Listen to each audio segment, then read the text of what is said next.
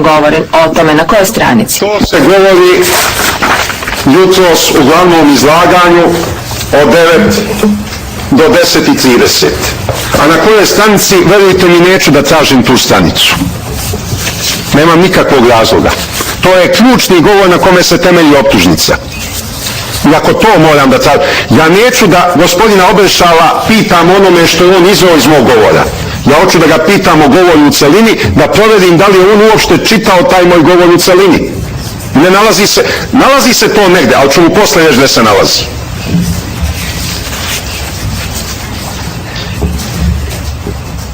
Well, if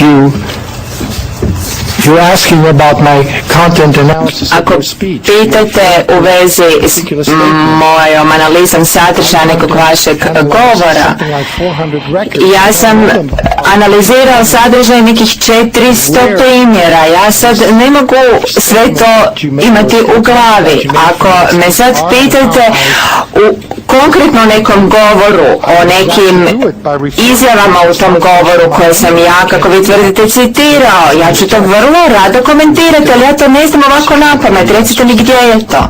Sudac. Gospodine svjedoče, kada gospodin Šešelj govori o govoru od 6. maja 1992. u Hrtkovcima, kod vas to ne izaziva nikakvu direktnu reakciju, jer kod vas se to utapa u svih ovih 400-tinjak primjera. Svjedok da, to je među njima. Sudac u redu, dobro. Gospodine sudio, ja se u trenutku nisam setio tako pametnog pitanja. Vi ste vašim pitanjem zamenili narednih 10-ak mojih pitanja, iskreno vam zahvaljujem zbog toga. To govori o kompetentnosti veštaka.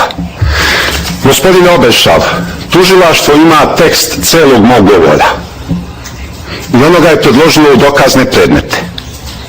A taj moj govor je u nekoliko navrata objavljen, posljednji put u mojoj knjizi Đavolov šegrt, zločinački rimski papa Jovan Pavle II. Dakle, da ste tražili, našli biste.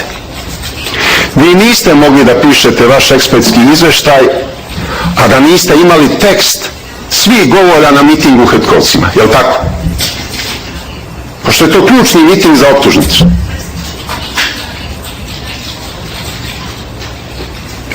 Well, if you give me the speech and give me a little Ako mi kažete koji je to govor i date mi malo vremena da to pogledam, da analiziram njegov sadržaj, ja ću to učiniti odmah, ovoga trenutka. Ja nemam s time nikakvih problema, ako je to naravno na engleskom jeziku.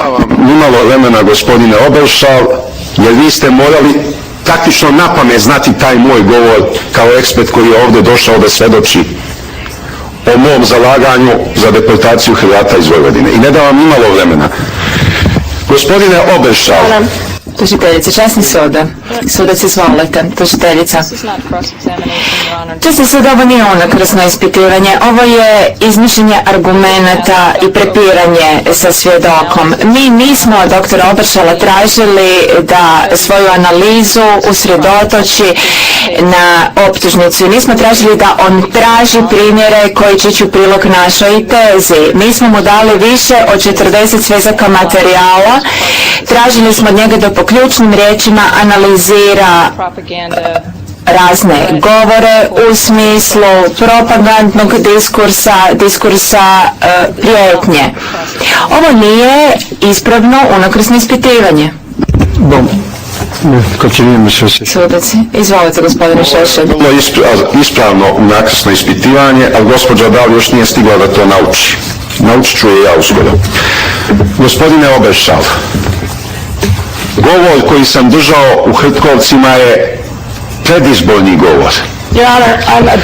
A vi ste mogli... Suda, ja ulažem prigovor na ovo što govori gospodin Šešelj. Gospodin Šešelj meni ne može prijetiti, meni ne može upućivati meni bilo kakve izjave, ne može mi govoriti što će me naučiti, kakve lekcije će me održati. ovo će biti vrlo dugo suđenje.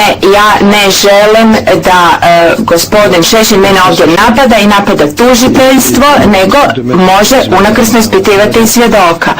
Sudac. Gospodine Šešelj, vi možda možete misliti da tužiteljstvo nije dobro obavilo svoj posao, ali vi ne možete izravno napadati tužiteljicu, to nije potrebno. Nastavimo. Molim, jer sada smo došli do jedne važne teme, molim vas da postavite svoje pitanje. Gospodine sudio, prvo ja nisam nikakvu prijetnju izrekao zastupniku optužbe, nego obećanje. Jer ona će iz mog načina unakrsnog ispitivanja tokom narednih mjeseci i godina, po mom dubokom uvjerenju, mnogo toga da nauči. I ja imam pravo tako nešto da kažem posle njenih neprimjerenih bezbroj intervencija ovdje. Gospodine Oberšal, vi dakle ne znate da sam ja u Hrtkovcima držao predizborni govor pred savezne izbore u maju 1992. godine. To niste znali, je tako? I didn't know it was a pre-election speech, no. Da. Ja nisam znao da je to bio predizborni govor, ne. Vi to niste znali jer niste imali tekst cijelog govora, je li tako?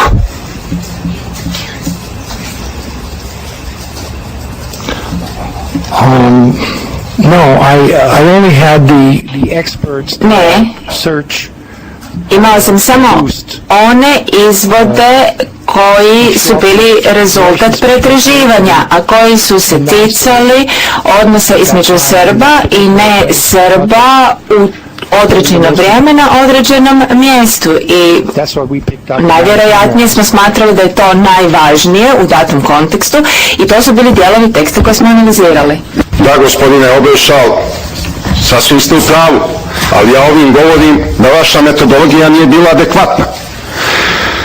Da li ste vi primijetili iz tih mojih govora, čije ste delove analizirali, da ja u svim tim nastupima ili dajem program šta ćemo mi radikali uraditi kad dođemo na vlast posle izbora, ili zahtevam od postojeće vlasti da tako uradi, da obavi razmjenu stanovništva, da deportuje Hrvate, da primjeni princip pretorzije i tako dalje. Da li ste vi mogli na osnovu ovih izvoda da steknete saznanja da su svi moji govori ili obećanje šta ćemo uraditi kad dođemo na vlast, ili zahtev da postojeća vlast postupi na određen način, da primjeni princip pretorzije, deportuje Hrvate, omogući useljavanje Srba u hrvatske kuće i stanove i tako dalje. Jeste li mogli takav zaključak da steknete iz analize ovih fragmenata?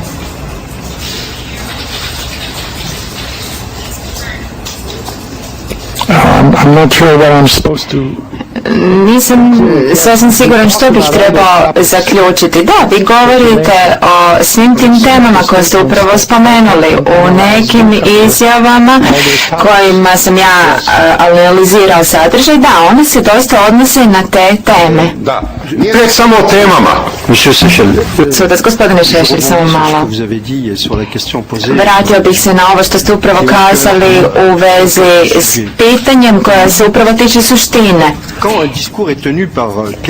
Kada netko drži neki govor, ta osoba je ili u situaciji nekoga tko donosi odluke ili je to neki potencijalni kandidat. U ovakvim situacijama postoje kandidati koji donose odluke, odnosno mogu donijeti odluke, i postoje oni koji ih ne mogu donijeti, nego se samo kandidiraju. Kada ste vršili svoje analize sadržaja, da li ste razlikovali između onih koji su se kandidirali kao ljudi koji mogu donositi odluke ili oni koji to nisu mogli?